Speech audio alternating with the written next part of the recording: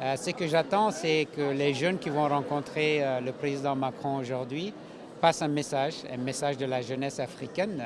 Cette jeunesse aujourd'hui qui n'a pas connu la colonisation, qui n'a pas connu les luttes d'indépendance, donc qui a des relations moins affectives avec la France, de passer le message, un message de vérité, un message de réalisme, à savoir que l'image de la France aujourd'hui dans les pays francophones est une image qui est largement écornée, largement entamée, parce que la France est vue comme un pays qui est aux côtés des régimes au lieu d'être aux côtés des peuples.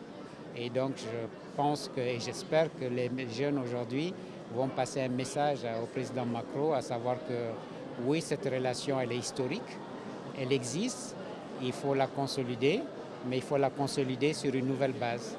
Il faudrait que le gouvernement français, il faudrait que les dirigeants français se rendent compte que les jeunes africains d'aujourd'hui sont mondialisés, sont connectés, sont décomplexés et ne recherchent qu'une seule chose, c'est avoir un bien-être social, un bien-être économique, avoir, disons, des objectifs dans la vie.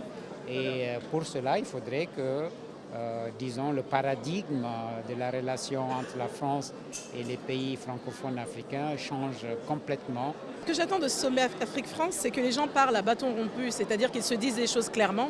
Jusque-là, ces sommets avaient lieu entre chefs d'État et chefs d'État. Aujourd'hui, nous avons le président français face à des diasporas, à des gens de la société civile, à des entrepreneurs. Donc le dialogue ne sera pas le même, l'échange ne sera pas le même. Et on espère un échange beaucoup plus franc, où les intérêts seront complètement autres. Du sommet, on ne peut pas en entendre grand-chose. Pour moi, c'est la base d'une reconstruction dans le partenariat Afrique-France et à partir d'une prise de conscience. La prise de conscience, c'est que la géopolitique mondiale est en train de changer et qu'avec ce changement, il va falloir qu'on réinvente nos rapports en phase avec ce changement.